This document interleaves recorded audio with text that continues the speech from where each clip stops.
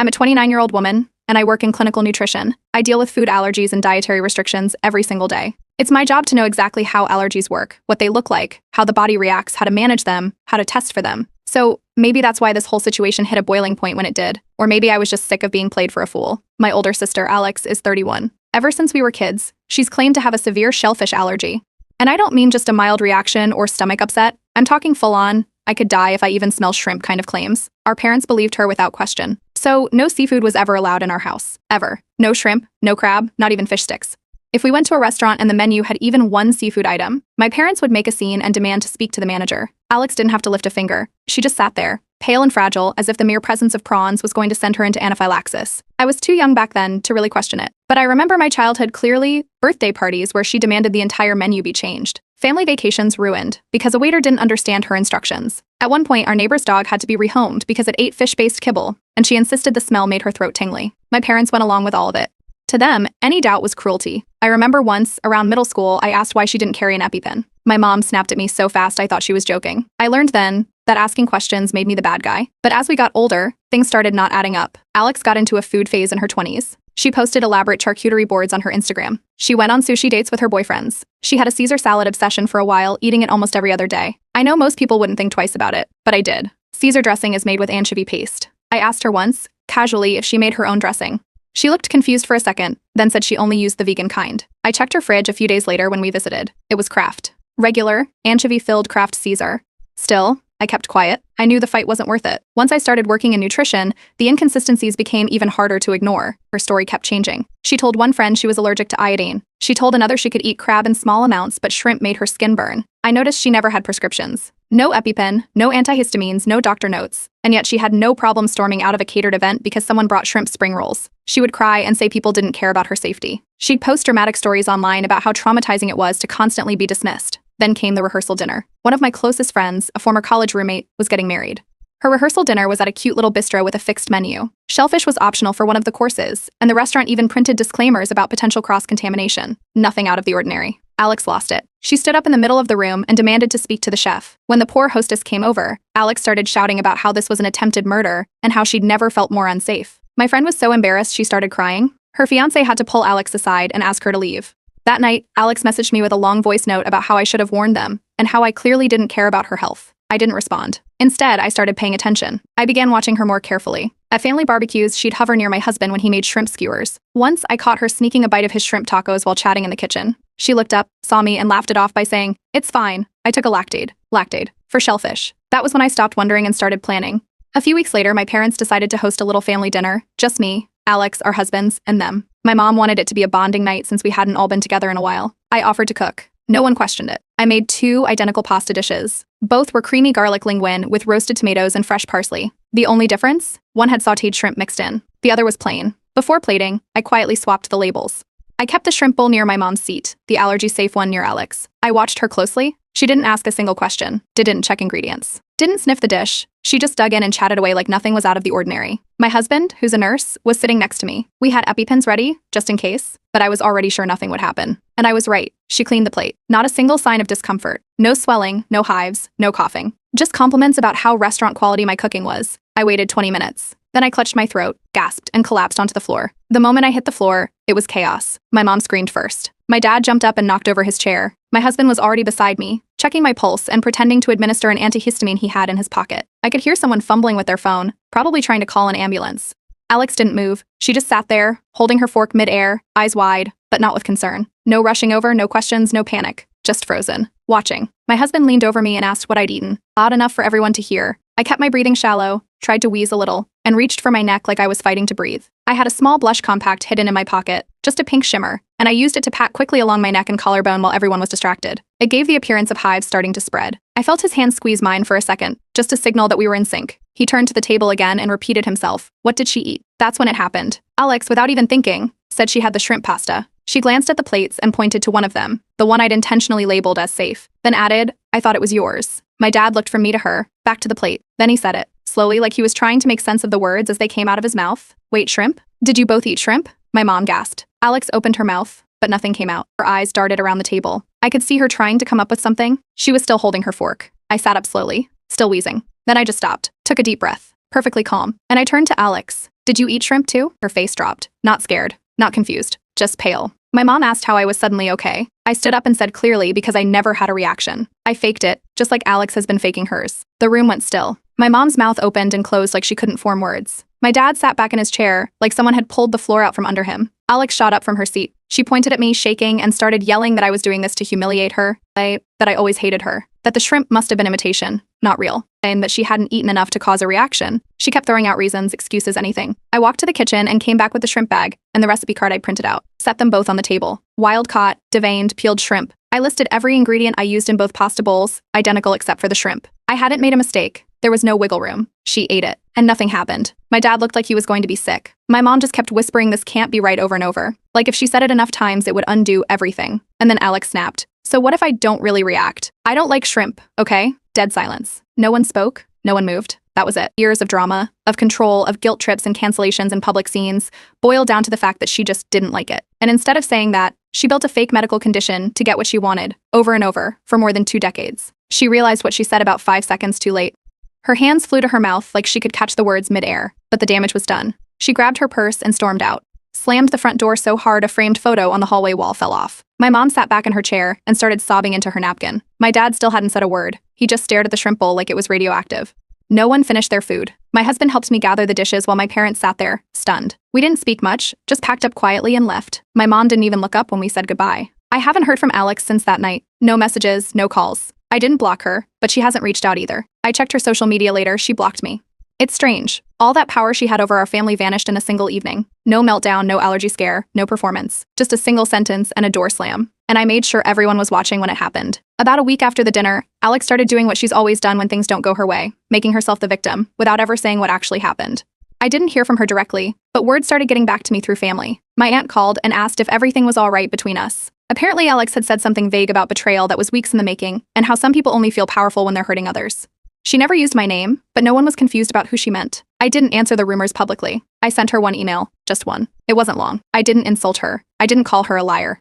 I listed point by point every time I'd seen her eat shellfish or talk about it like it was no big deal. I included dates, specifics. A photo she posted from Barcelona with a lobster tail on the plate. That time she told me scallops were too rubbery at a wedding. The way she raved about crab rangoons from her favorite takeout spot. I ended the email by saying, "This isn't about ruining you. It's about finally stopping the performance." She didn't respond, but the passive-aggressive messages stopped. Not long after that, my mother called me. She was crying. She said she didn't know what to believe anymore, that she raised both of us the best she could, and now everything felt like it was falling apart. She asked me why I had to do it like that, why I had to make a show out of it. I didn't say much. I just told her to ask Alex why she never once had an actual allergic reaction, despite years of life-threatening danger. My father stayed quiet, like he always does. But a few days later, he asked to meet me alone. We sat outside a cafe. He waited until the server left and then leaned in. He told me he'd had doubts for a long time, not because of anything specific, but because things never lined up. He once asked Alex about her allergy at a family dinner, and she snapped at him so harshly, he said he never brought it up again. He didn't want to upset her. He said it just became easier to let it be true. The only one who really surprised me was my younger brother, Jonah. He's usually the one who avoids anything that even smells like drama. He texted me 2 days after the dinner with just one sentence, "Holy crap, I think you did the right thing." Meanwhile, Alex was spinning a new version of events. According to what I was hearing through family, she'd started saying she accidentally ate shrimp because I served it to her without warning. She said her reaction was delayed because it was emotional, not physical. Apparently, she told someone that she froze during the dinner because of how traumatic it was, or that she left because she felt ambushed, not because she was exposed, just because she was overwhelmed. That's when I started remembering other moments. Things I brushed off before. Like when she told her college roommate she couldn't even be near fish oil supplements, then offered that same roommate salmon jerky on a road trip 2 months later. Or the time she threw a fit because a potluck had shrimp fried rice, but the next week she brought crab dip to her book club. It wasn't just one moment, it had been going on for years. Our parents were stuck in the middle. My mother told me she felt like she had 2 daughters who now hated each other. She begged us both to come to family counseling. I said no. I told her clearly I'm not the one who needs mediation. Then something happened that even I didn't expect. Alex's workplace found out. She told her office she had a shellfish allergy years ago. They'd adjusted catering for events. Someone told me they even changed seating arrangements during a retreat to make sure no seafood came near her. When the dinner story made its way through family, it eventually reached someone at her job. Not the full story, just whispers that she might not have been truthful about her allergy, enough to raise questions. My mother let it slip during a phone call. Alex had tried to get ahead of things by telling her team there had been a misunderstanding at a family dinner. She didn't admit anything, just said the situation was complicated and she felt targeted. But apparently it didn't go over well. Human resources got involved. Her manager had questions. She's been on edge ever since. Then my mother came to my house. Alone. No warning. She sat at my kitchen table and told me, if this ruins her job, I don't know how we'll ever recover. I didn't argue. I just said, she did that, not me. Aria, A few days later, both my parents called us for a joint conversation. Not together, separate calls, but with the same message. They decided they needed space. From both of us. They said I crossed a line, but so did she. They're asking Alex to stay away for a while, and they told me not to reach out either. I didn't push back. I didn't try to explain again. I've done enough explaining. I was at work when the call came in from Human Resources. They said someone had submitted a formal complaint through a professional network connected to our field. At first, I assumed it was a mistake, until I saw the name. It was Alex. Even though we don't work at the same company, our industries overlap. She's in public relations for a health food brand, and I'm in clinical nutrition consulting. We've both attended similar trade shows, wellness panels, and professional mixers. Our companies show up in the same publications. So, technically, she used one of those shared professional networks to file a complaint against me. The complaint accused me of orchestrating a public health hoax, discrediting her medical condition, and creating a hostile environment at shared networking functions. She claimed I damaged her career through malicious intent disguised as concern. My HR department couldn't act on it directly. We don't work together, so there's no internal action they can take.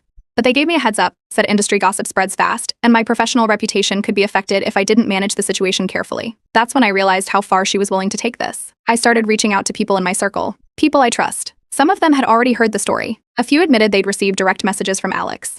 She sent private screenshots of our dinner fallout, portions of the email I wrote her, and vague claims that I was using my credentials to bully and discredit vulnerable people. One of my professional contacts told me a popular nutrition blog, one that had previously featured an article I wrote on allergen labeling. It quietly pulled the piece from their site. No notice. Just removed. The timing wasn't a coincidence. Around that same time, Alex posted on LinkedIn a long, dramatic paragraph about being betrayed by someone who shares your bloodline, how she was attacked publicly by a family member masquerading as the health expert. She didn't name me, but again, no one was confused. Some people replied with supportive comments. They called her brave, told her to stay strong, but others started asking questions.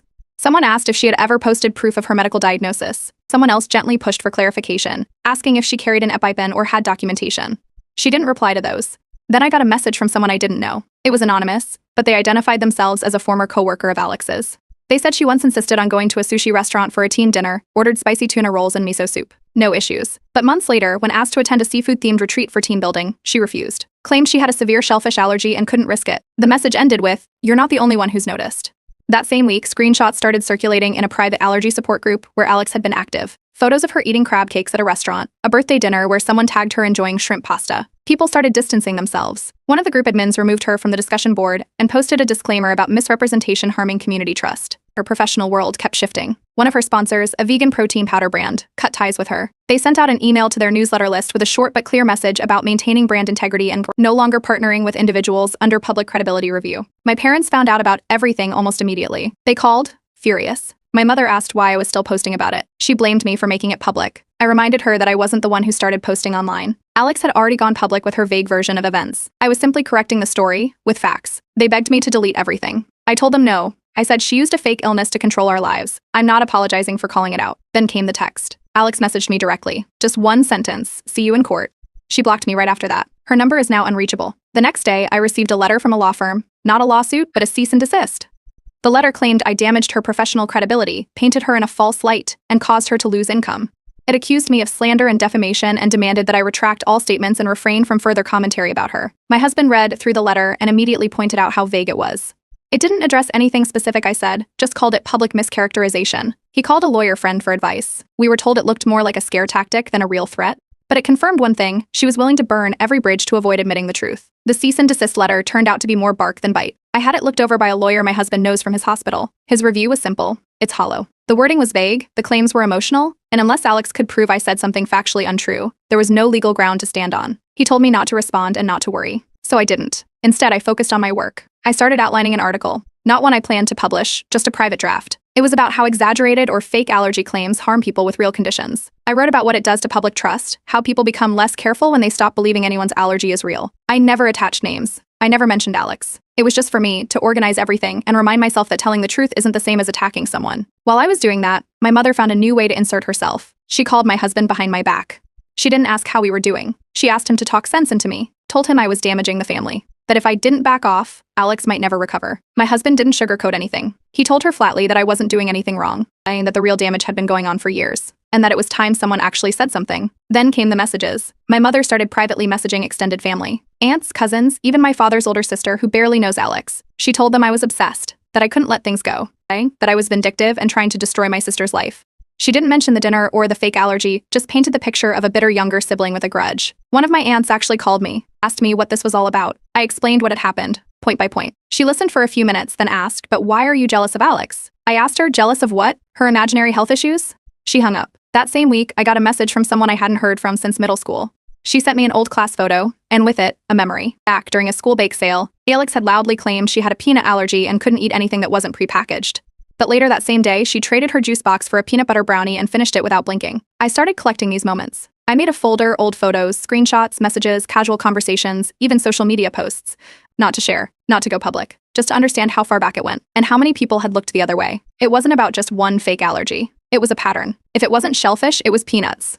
If it wasn't food, it was perfumes or environmental triggers or unexplained chronic fatigue. Always something that gave her control of the room. Then a friend in the wellness industry reached out. She said she'd heard Alex on a podcast, a small one, mostly for yoga and clean eating enthusiasts. Alex had been a guest and told a story about a sister who tried to poison her under the guise of a family dinner. She didn't use my name, but she described me, our professions, our age gap, the shrimp. I reported the episode for medical misinformation. No action was taken. But I stopped listening after that. I didn't respond. I didn't post. There's no point chasing fiction when the audience prefers the drama. Instead, I kept doing the work I've always done. Every class I taught, every client I met with, I stayed focused. If anything, I became more deliberate. I spoke more carefully about real food allergies. I made sure every warning label, every dietary need, was respected. Then, out of nowhere, she showed up. 3 days ago, she knocked on my door. No call, no warning, no cameras or dramatic entrance. Just standing on the porch like nothing had happened. She looked tired, makeup-free, not performative like she usually is. She said, "I need to talk." I didn't let her in. I stood in the doorway and asked, "About what?" She said, "To talk like sisters." I told her, "Then stop lying like a stranger." She didn't say anything for a moment. Then she stepped back, nodded once, and left. We just finished prepping lunch, thinking the day would stay peaceful. But when the doorbell rang, the energy in the house shifted instantly. The next day, my mother texted him again. He didn't answer. I told my mother I wasn't coming to Thanksgiving. After everything, the podcast, the surprise doorstep visit, the messages she kept sending through my husband, it didn't make sense to sit at a table like nothing had happened. Her reply came within minutes. "Then don't expect us to visit you either." That was the last message she sent before going quiet again. Later that evening, my father texted me privately. He didn't say much, just that he didn't agree with my mother, but he also couldn't stop her. That said enough. He wouldn't fight her on it. He never really had. We planned a quiet day at home. My husband and I cooked together. Nothing fancy, just a small meal, music in the background, no tension. Or at least that was the plan. Around 11:30 in the morning, the doorbell rang. Through the peephole, I saw Alex. She was standing on the porch with sunglasses on and a pie in her hands, but she wasn't alone. Behind her stood a woman I didn't recognize, older, stiff posture, holding a clipboard. My husband stepped into the hallway and mouthed, "Seriously?" When I opened the door, Alex smiled like it was a casual visit. Alex had always found new ways to flip the script, at weddings, birthdays, even her workplace. So I guess I shouldn't have been surprised when she brought someone along to Thanksgiving. I didn't answer. I just stared at her. Alex asked if they could come inside so Clarissa could observe me preparing food, to confirm that I behave ethically with ingredients. I laughed. Not because it was funny, but because it was absurd. I told them both to leave. Clarissa stepped forward and said I was blocking mediation. I looked at her, stunned. Alex had really escalated, turning Thanksgiving into a performative PR stunt. I said, "This isn't mediation. This is theater." Alex didn't fight. She just turned to Clarissa and said, loud enough for the door camera to pick up, "You saw that, right? She can't even pretend to be decent." Then they left. 3 hours later, a clip appeared on Alex's social media. It was cropped, just the part where I refused to let them in and closed the door. The caption read, "Trying to be civil, but she won't allow healing." Her followers jumped in immediately. Most took her side. A few commented that I was being cold or that I had something to hide. But then people started asking questions. Why bring a nutritionist to someone's home on a holiday? Why film it if it was really about healing? And why hadn't Alex ever shown medical proof? That night, I uploaded the full video from our security system. It showed everything: her arrival, the clipboard, the request, the statement about observing food behavior, and her last line to Clarissa. I didn't add commentary, just posted the full footage. By morning, her social media pages were either deleted or switched to private.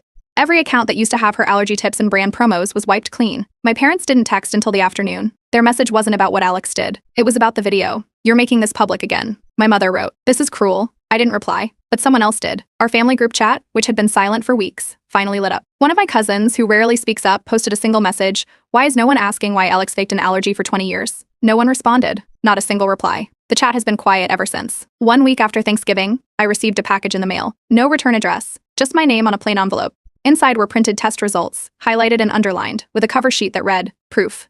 It was Alex's name, a shellfish allergy diagnosis, and a doctor's signature. Except the format was wrong. The clinic name was legitimate, but the format didn't match what I knew from experience. The logo looked pixelated, the layout seemed generic, and it was missing the footer and watermark that all local clinics use for official documents. I called the clinic, spoke to their front office, and asked if they issued records in that format. They confirmed they did not. Every document comes through their patient portal, and they don't send paper versions unless requested with a notarized form. There was no request under Alex's name. The version I had was fake. She faked medical records. My husband scanned the envelope, just in case. No tracking info. No fingerprints obvious on the paper. We stored the file, but I didn't reach out. There's nothing left to clarify. At this point, every step she takes proves what I already knew. She's not trying to recover. She's trying to rewrite. And I'm not giving her the pen. After the clinic confirmed that the documents Alex sent were fake, I sent her one last email. No emotion, no insults, just a clear message. You've crossed into criminal territory. I suggest you stop before you make things worse. That was it. I didn't get a reply. No email, no text, no anonymous burner message. She didn't post anything either. Her pages stayed locked down. It wasn't just silence, it was stillness. Like she was waiting. Or maybe preparing. 1 week later, my parents showed up at my front door without warning. They didn't look angry. They looked tired. My father's shoulders slumped like he'd been carrying something heavy for a long time. My mother stood behind him, holding a folder and a reusable grocery bag like she wasn't sure which one mattered more. We didn't sit in the living room. We ended up in the kitchen, like always. That's where the truth came out. My father said it first. Quiet. Flat. We know the test results were fake. Alex admitted it. My mother's voice cracked. She said she didn't want to believe it. That it was easier to assume I'd exaggerated or misunderstood than to accept that her oldest daughter had been lying for decades. But Alex confessed. Not in a dramatic meltdown, but in a quiet call that left them stunned. After I emailed her about the forgery, she panicked. She told them everything, not because she was ready to be honest, but because she was afraid the next fallout would be worse. According to my mother, Alex called it a lie that got out of hand. A lie she started believing herself. It began when she was 9. She ate shrimp at a birthday party, threw up, and decided it was an allergy. Her words, not mine. The attention scared her at first, then it became comforting. People cared. People adjusted. She felt protected. Over time, she didn't just stick to the story, she built her identity around it. My father said she figured out early that a life-threatening condition gave her power. Teachers excused her from group projects. Counselors let her skip uncomfortable activities. At home, they never questioned her preferences. She got what she wanted, and they told themselves it wasn't a big deal. We were just relieved it wasn't drugs or something worse, my father admitted. My mother's guilt poured out next. Not just over believing the allergy, but over how it shaped the rest of our lives. She said they didn't treat Alex like the golden child. They treated her like glass. Fragile, breakable, unpredictable. And because of that, they let her dictate our meals, vacations, and even the way holidays were celebrated. I asked the question I'd waited my entire adult life to ask. Then why was I always the one who had to adjust? My father didn't dodge it. He just lowered his head and said, because we thought you could handle it. My mother's hands started shaking. She said she never meant to treat me like I didn't matter. That in her mind, I was the one she never had to worry about. But looking back, she sees how that belief made me invisible. You were never the background character in this family, she said, even if it felt that way. I'm sorry we didn't see the imbalance sooner. They didn't ask me to forgive Alex. They didn't ask me to fix anything. They just wanted to tell me the truth face to face. I told them I wasn't sure what rebuilding even looked like. I wasn't interested in brushing everything under the rug. But I did appreciate the honesty for once, no spin. A few weeks later, Alex vanished from the industry. According to my parents, she left her job in public relations and didn't tell anyone where she was going. No exit post. No rebrand. Just silence. She said she was taking time off. They don't know where she's living now, only that it's out of state and she's not working. Then came the letter. It arrived in a basic envelope, handwritten, with no return address. No dramatic opening line. Just facts. She admitted to everything. Not just the allergy, but the patterns. The lies. The controlling behavior. She called it compulsive. Said she didn't know who she was without the allergy story because she'd wrapped so much of her life around it. One sentence stuck with me. I ruined every table I ever sat at because I needed everyone to look at me and never at each other. I didn't call. I didn't write back immediately. But eventually, I sent a short response. I told her I appreciated the accountability. I wasn't ready for sisterhood again, but maybe someday we could check in. Not out of guilt. Just curiosity. People can change, but they have to live in the truth to earn that chance. My parents have started going to therapy. Not for Alex, this time for themselves. They said they spent too many years avoiding conflict and calling it protection. Now they're learning how to face what they ignored. Alex hasn't returned. She moved somewhere quiet, no job announcements, no social media. My father said she told him she's taking a year to be nobody. I don't know what that means for her, but at least she's not pretending anymore. As for me, I'm still working in clinical nutrition. I've been speaking on panels again. I focus my time on real allergy education. I meet people who've been ignored or doubted, and I remind them that truth doesn't need theater. For years, I thought Alex's lie was about control. And maybe at first it was. But in the end, it became something else, a costume she forgot how to take off. And the longer she wore it, the more invisible I became. Now she's gone. And I'm finally visible.